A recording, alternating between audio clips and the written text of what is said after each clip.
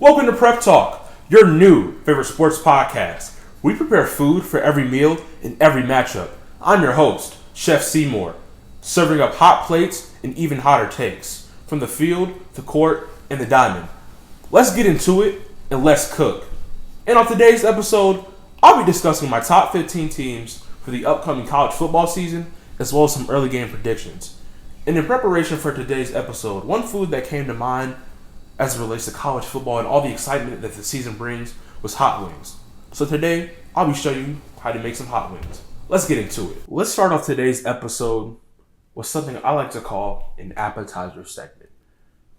You know, when you go to a restaurant, the first thing you have before your main course, or in other words, your entree, is an appetizer. So today's appetizer will be my predictions for this week's games.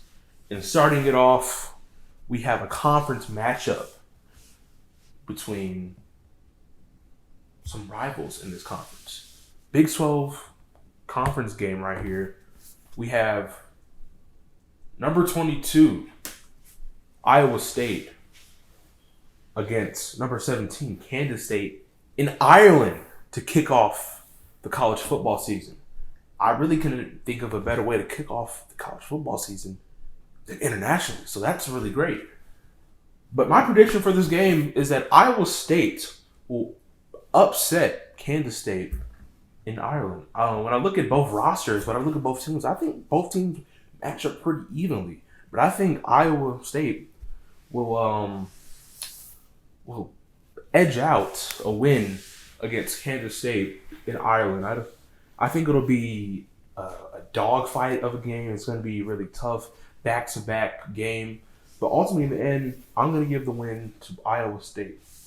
The other big-time game, not really big-time, but other national television game this day will be Fresno State at Kansas. And without a doubt, I'm going to give the game to Kansas. Kansas last year, they were a top 25 team. Yes, they were a top 25 team, but fell because they started losing. And this season, again, a new season of sports is a new season, is a new time to rewrite the past and focus on now. So I think Kansas will win at home against Fresno State. And then some more games from that day. We have Idaho State versus UNLV. Give me UNLV. Sam Houston at Western Kentucky. Give me Western Kentucky. I believe that's a conference game. So why not get a conference win to boost your chances of winning a conference championship? And then the last game of the day is Stanford at Hawaii. And I will be taking Stanford in this game. And there's our appetizer segment. I'm going to start with the first 5 bottom teams on my list. And then after I'm done naming them, I'll kind of give a mass but brief summary as to why each team is where it is at. So starting off the list at 15, I had South Carolina, 14 Illinois, 13 Ole Miss, 12 LSU, 11 Florida, and 10 Michigan. So I will start from the bottom up. I put South Carolina at my 15 spot. Number one, because I believe that Lenore Sellers, and here comes the first hot take of the episode. Lenore Sellers is a potential Heisman candidate.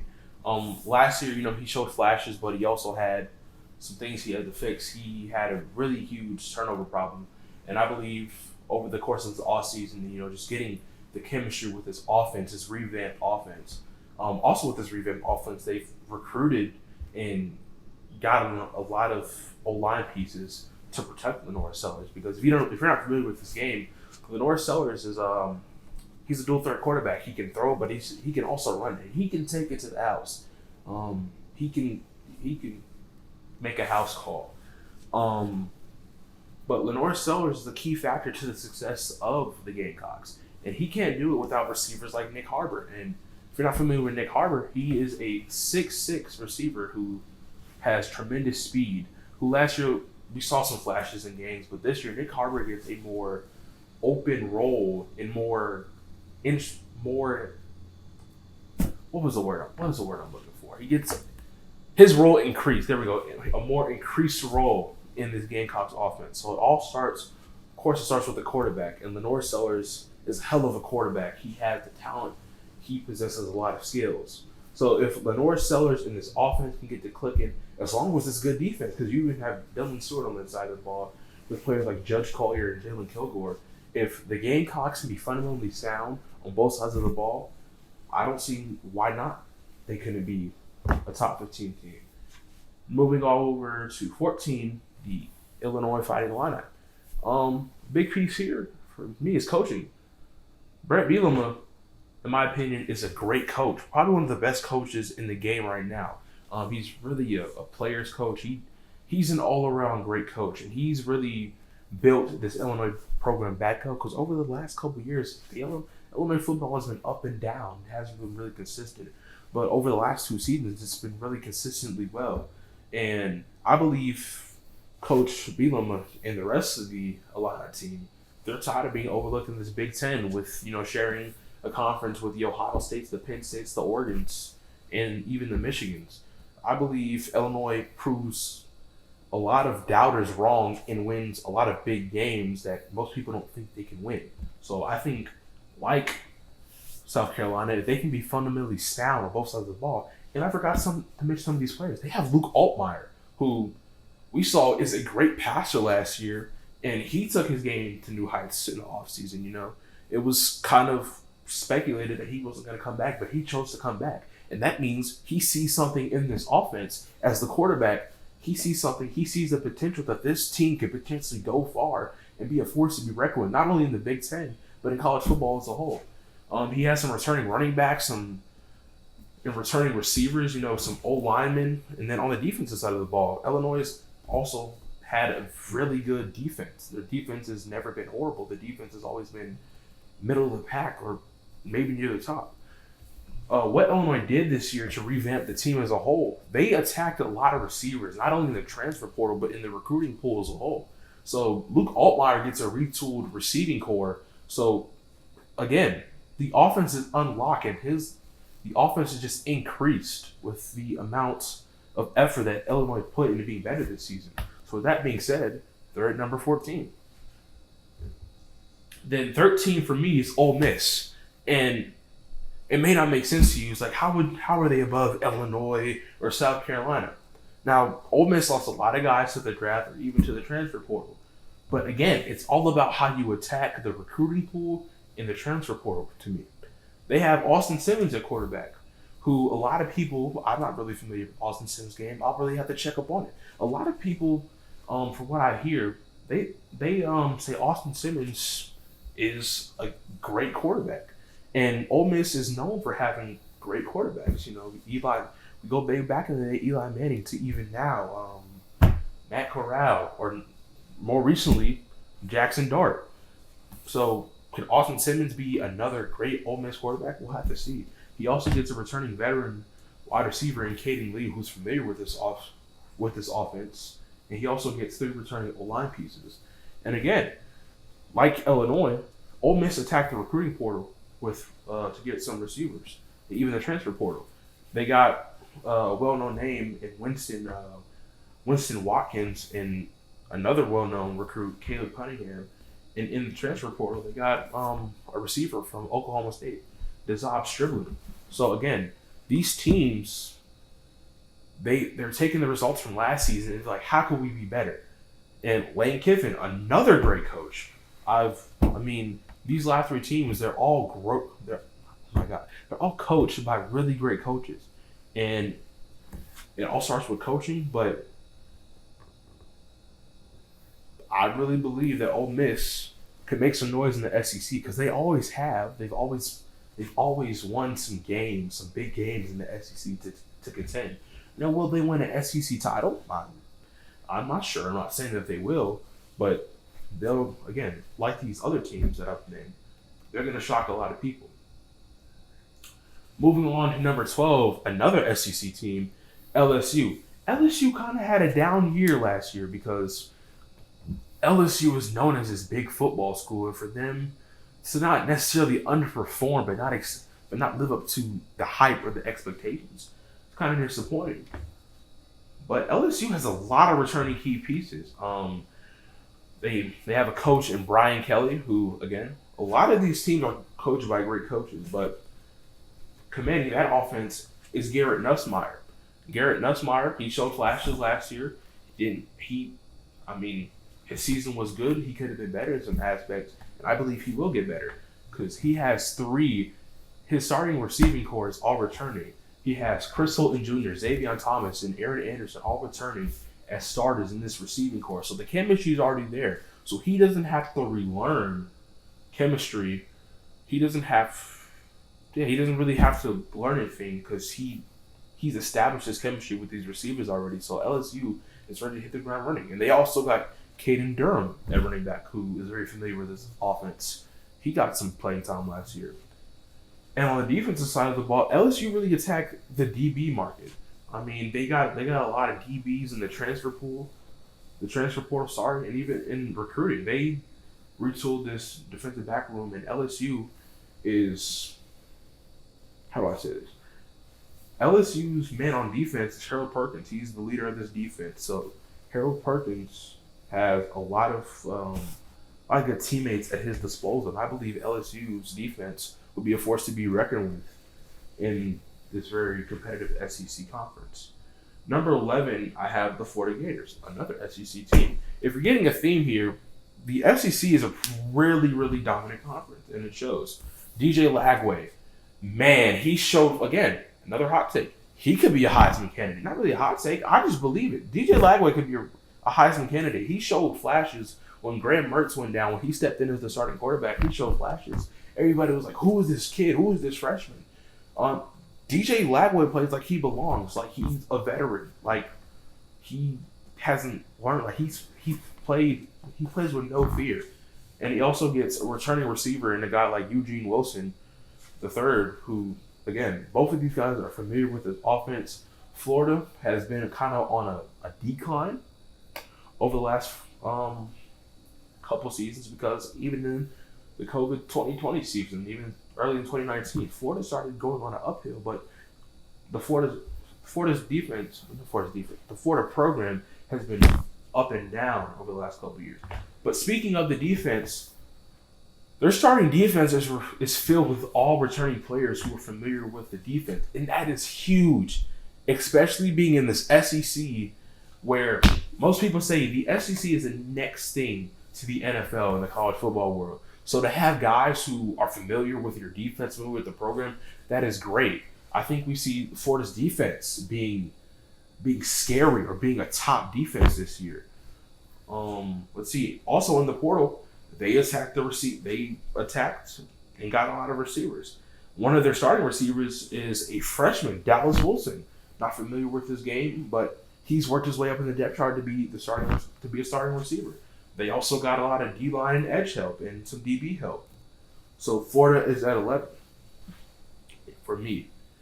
And then number 10, rounding off the bottom 5, I have Michigan.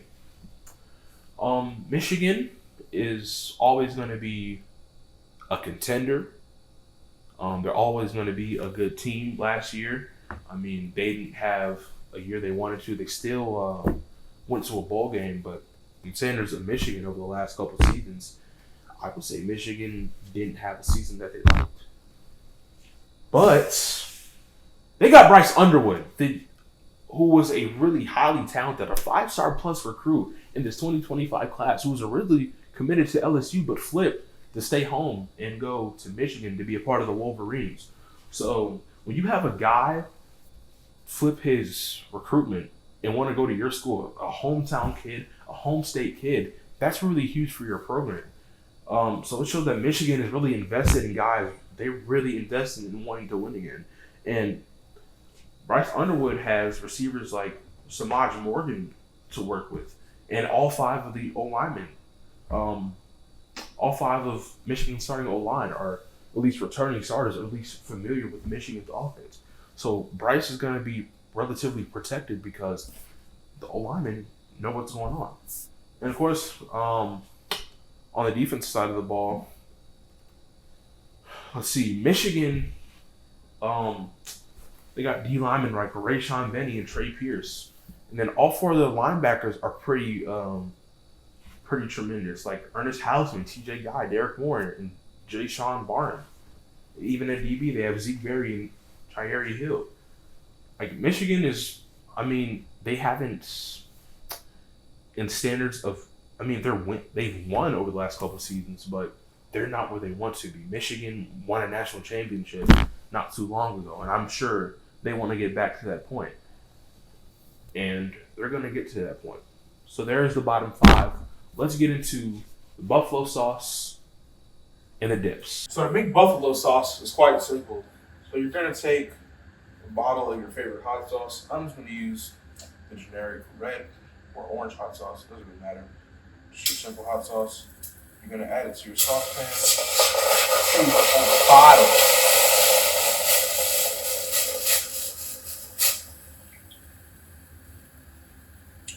And then to thicken it up, we're going to add 2 tablespoons of butter.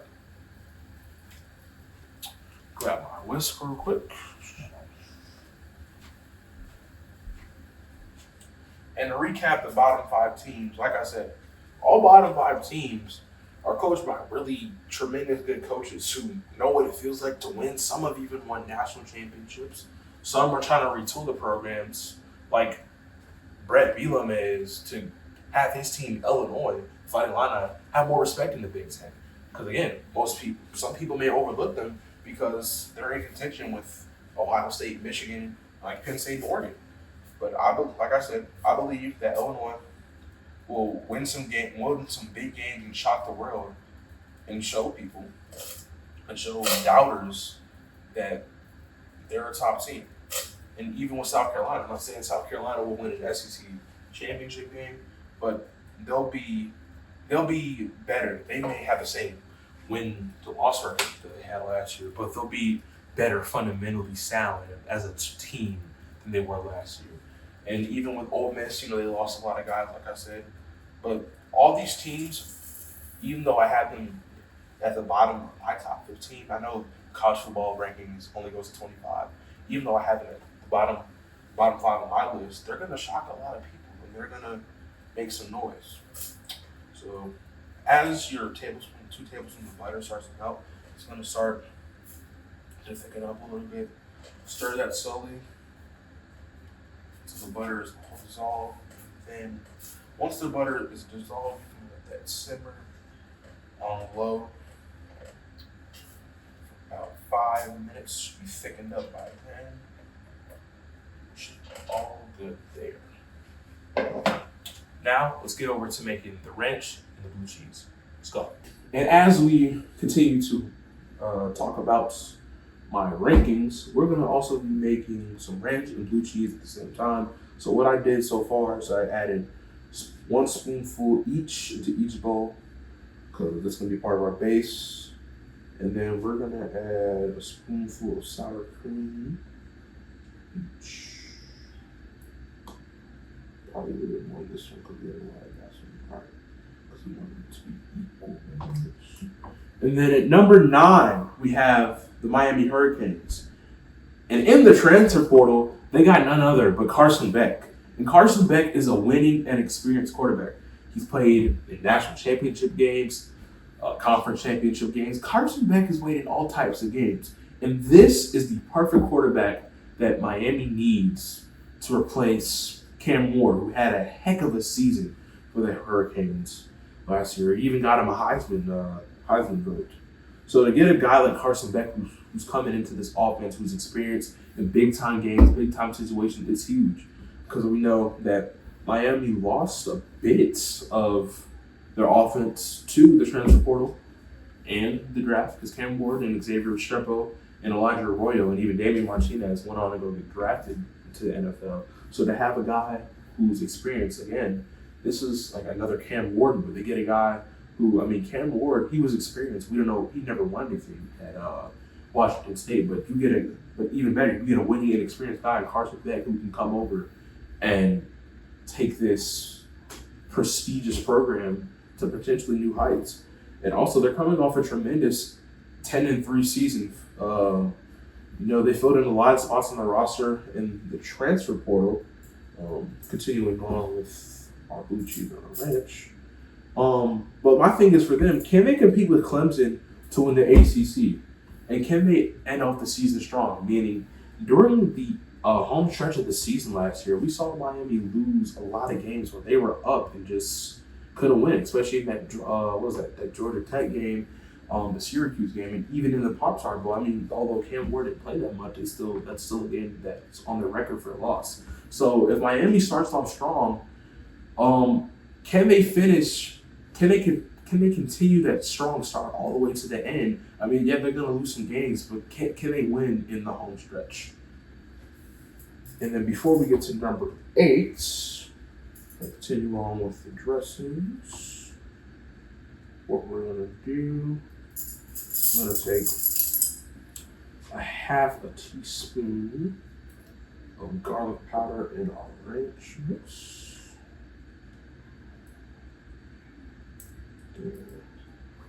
And then half a teaspoon of dill in our ranch mix.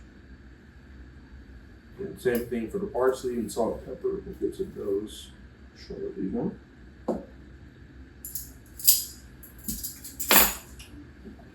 Yes, I'm using margarita salt. I like margarita salt because it has a little hint of lime. It adds a little bit of zest. If you must to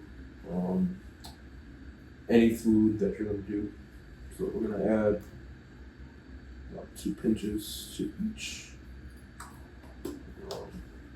I don't think you use black pepper in blue cheese, so we're not gonna use it in there. But what we will do is get a half a teaspoon of black pepper. Put that in there. And then time for the buttermilk. And the number 8, by the way, we got Penn State. But before we get into Penn State, we're gonna finish up these dips. So that way we continue on with the list. So you're gonna need a half cup buttermilk. And ranch. Pour that in.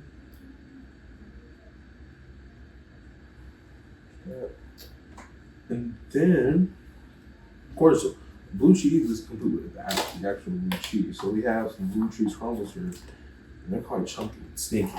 But it is what it is. Blue cheese. It's actually kind of grown on me the last couple of years. Starting to see if we can get this. Yeah, these chunky pieces of blue cheese. So this is about to be some chunky blue cheese, obviously. I'm gonna season it with a little bit of garlic powder.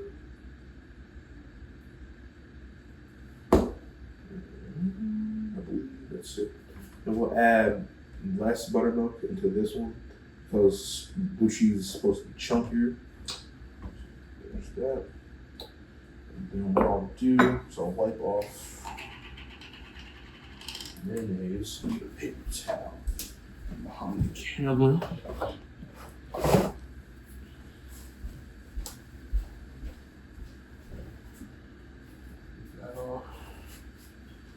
And then we'll mix ranch.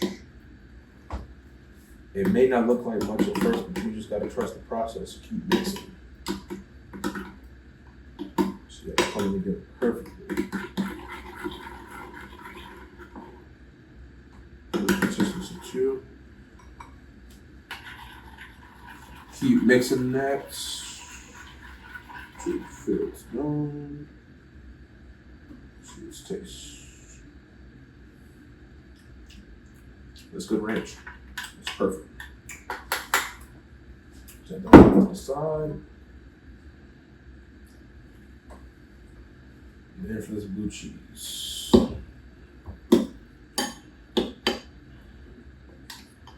This. And then Penn State at 8 for me. Why did I put Penn State at 8? I'm just gonna come out and say I'm not the biggest believer in Drew Allen. Is he a good quarterback? Yes. But do I think he's better than? But do I think overall? This is not really about Drew Allen, but do I think Penn State is a better team than some of the teams that I put ahead of them? Not at all. Drew Allen, I mean, yeah, he's a talented quarterback. And Penn State made a pretty deep, but not that deep, of a postseason run last season. Penn State is always going to be in contention for a national championship. That's pretty good. Hold on, let's try that again.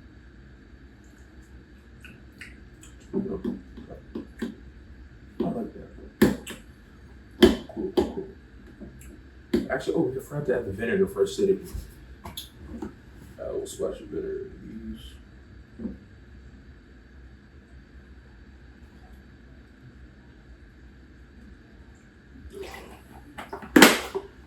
Mix those up. Acidity.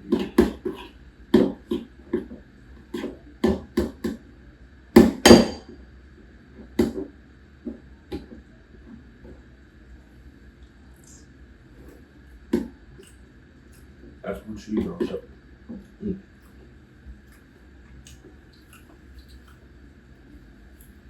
But anyway, talking about Penn State. Penn State will always be in the chase for a national title. And to my knowledge, I don't think Penn State has ever won a national championship in football. So, I mean, they'll always be in contention for a, a national championship. But my thing is, can Penn State get over the hump? Because they always have a stacked roster. They're always competing in this Big Ten. But can they get over the hump and make a successful postseason push? So that is why I have Penn State at 8. Number 7, I have Alabama. Just like Penn State. Alabama's always going to be good to contend. They're not really contending for the SEC because if they don't win an SEC title, I don't think that really matters to Alabama. Alabama is a winning program. So they could care less about not participating into SEC title games. But Alabama will always have a stacked roster. And this year, it just came out, they announced Ty Simpson. Ty Simpson is quarterback. They trust him to take the keys to this offense. Ty Simpson gets some returning players, a superstar wide receiver, Ryan Williams, and even in the portal, they got a guy from Miami, Isaiah Horton. Alabama's always going to tool their roster for success, even on both sides of the ball. Most of their defensive pieces are coming back. So Alabama, and I'm not going to lie, Alabama will lose some games this year. I don't think Alabama goes undefeated, but I think they win enough games to be in contention and to earn a playoff spot this year rather than people thinking of being handed it to them. So yes, just like Penn State, Alabama has a roster, but they're better than Penn State in the aspect that they can, over the last couple of years, they've gotten over the hump of getting to the national championship game. Now, have they won it the last couple of years? No. But could they? Yes. And moving on to number 6, we have the Clemson Tigers. Again, if you're noticing a theme, a lot of these teams have rosters built to win national championships, but they can't get over the hump. And just like Alabama, in recent years, over the last 10 years, Clemson has won a national championship. Yeah, Clemson's won a national championship. What I said about that was the majority of their players are returning starters and experienced players in the program. And they have a good chance to run through the ACC. A lot of people think SMU can make a good run, and I think they could. SMU had the overall better record, but they didn't win that ACC championship last year. Which leads me to my other thing. Can they, although, yes, listen, they are defending ACC champs, but can they do more than win an ACC title? Because Clemson is a winning program. And as a winning program, if you're stacking your roster to be a winning program, you got to get, eventually, Clemson's problem is they have not gotten over the hump since 2020, with the 2019-2020 season. So my thing is for Clemson, can they get over the hump to get back to that college football hierarchy or that prestige they were once upon a time? And also, they got Cade Klubnik, who we saw flashes in the playoffs.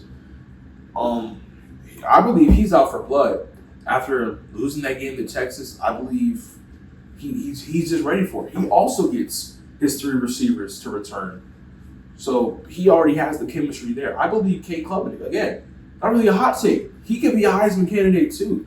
Not a lot of people see that because the whole like Clemson's always going to run the ACC. It's not really any competition. That may be true, but when Cade Klubnik is battling with teams like Texas, who are top of a prestige conference like the SEC, you got to recognize that some of these players have talent and have the potential to be better than some of these other players. That's why I have Clemson at 6. Number 5, Oregon. Oregon coming off a good year, a disappointing way to go out as, what's called, they ran through Ohio State in the regular season. Oh yeah, that was the regular season. I believe so. Was that? Yes, it was. It was the Big Ten championship. The regular season. Nonetheless, it was the regular season.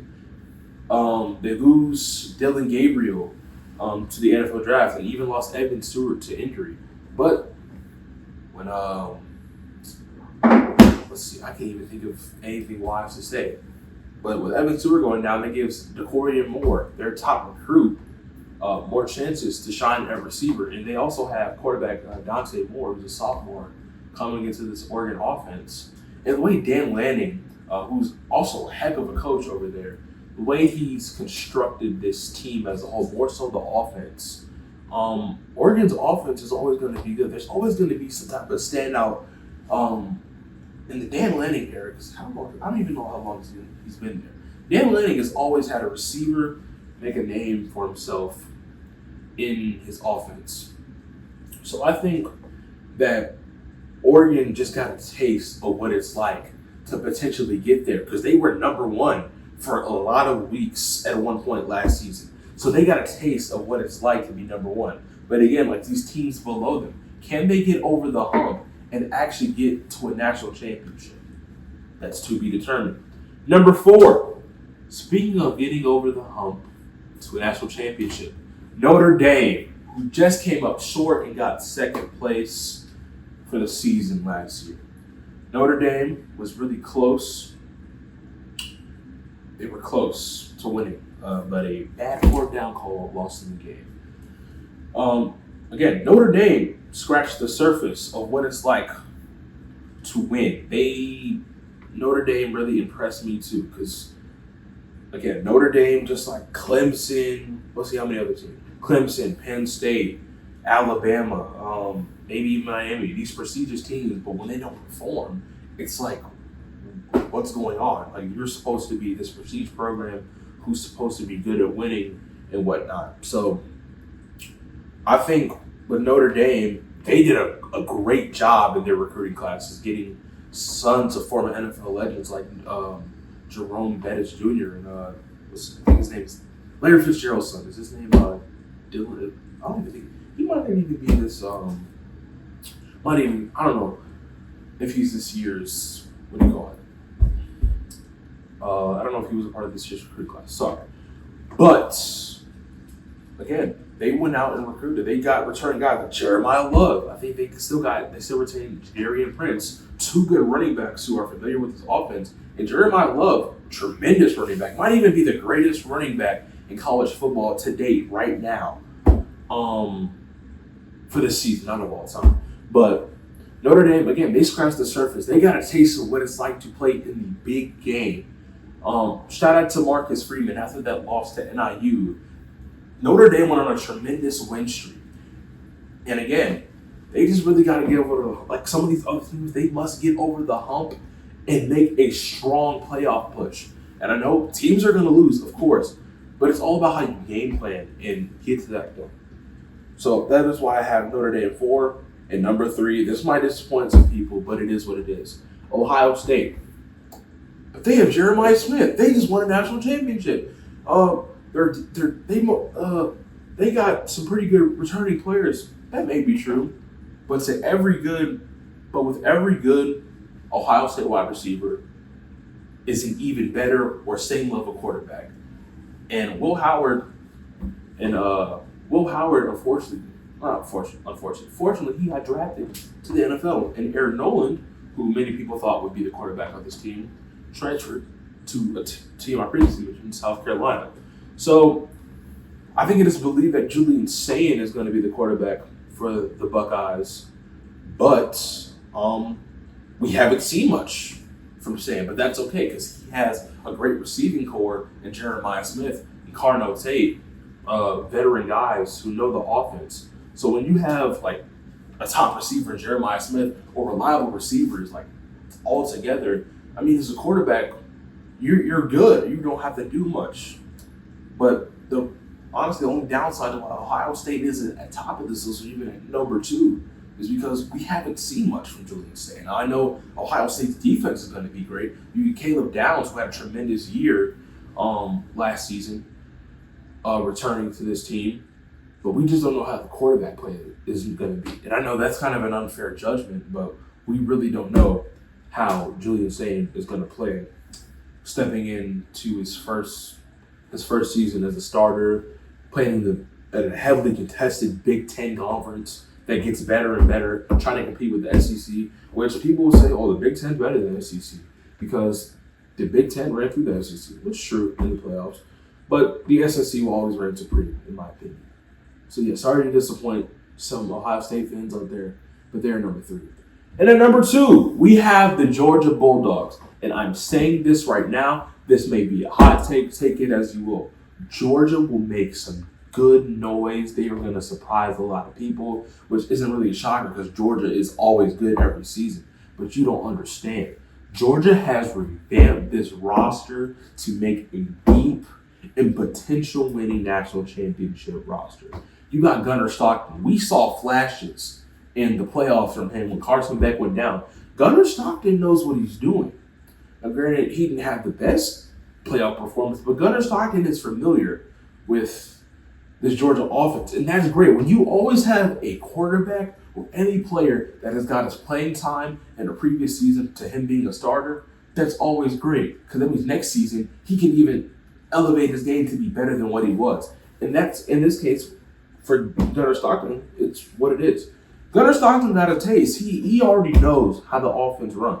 And he gets returning guys. They got a lot of decent returning guys, like Dylan Bell, Oscar Delp. And this is just a really good fact. Georgia has produced a lot of good NFL caliber, pro caliber tight ends. You know, you got, of course, Brock Bowers, Darnell Washington, and even Oscar Delp, who his build is he's not really built like a tight end, but, you know, kind of like a Colson Love and kind of that skinny big receiver, but he can still play tight end and go catch a touchdown.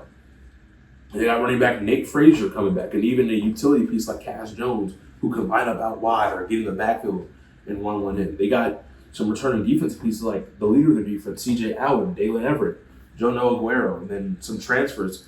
A good transfer they got was Zach and Zion Branch, more specifically Zach Branch, who at USC, they use him a lot on jet sweeps and screenplays. And that's what Georgia does. Getting Zach Branch was it was a match made in heaven for Georgia to get Zach Branch in this transfer portal. A player who can run the sweeps, who can run the jet sweeps, who can run the screens, all types of motion. Like, he's just he's about 6'5", 5'11", twitchy, fast player. And that's what Georgia needs. They need a spark in this offense, again, to pick up where they left off. Because, again, Georgia was upset. And I can't recall who they lost to in the playoffs. But, again, Georgia almost got back to that point because Georgia has won some national championships in the last couple of years. But they did great. And, like I said, they did great in the transfer and receiving portal. They even got them a big body receiver, Noah Thomas, coming from Texas A&M. Noah Thomas is huge. He's 6'6". Again, that is just a red zone threat, big body receiver. You need me to get you, throw me up a 50-50 ball. I might come down with it. Overall, Georgia stood on business as it came to the transfer portal. And I believe they're going to make a deep playoff run. And not only that, they could win. And at number 1, we have the Texas Longhorns. Again, just like Georgia, they got an experienced quarterback in Arch Manning. And Arch Manning has a lot of expectations surrounding his name, not only because he's a Manning, but because he was talked about as the next best thing what's called when he was being recruited. Top recruit in one. I think he was the top recruit in his class. So again, when you have an experienced guy with a good offense, the sky's the limit. They got guys like Ryan Wingo. I'm not familiar with their running back room, but Texas is always going to have a good running back. Overall, like I said, some of these rosters are just built to win championships. And for these my top two teams, this could really be potentially the SEC championship game. I know we're not focused on that right now. That's another video for another time. But these two teams, my top two teams I just named, that could be not only an SEC championship game, one of them could be a national championship this upcoming football season. I mean, Texas I just don't know what it is about Texas. I mean, ever since they made that switch to the SEC, I mean, they play like they belong. Like, they don't have to play any catch-up. Texas is just good like that. So there you have it, folks. There is my top 15 list. But we're not done yet, because we're going to get into these wings and enjoy. What's going on, everybody? Editor Chef Seymour here. I just want to say that in recording, trying the food, I accidentally pressed time-lapse on my phone. So the original videos were in slow motion. But I will say, you guys see how it looks. The food was really good. I'll drop the ingredients and all the links to everything that I use in a document. I'll drop it in the link below, as well as some time stamping, because I know this video was long, but we had to get it out.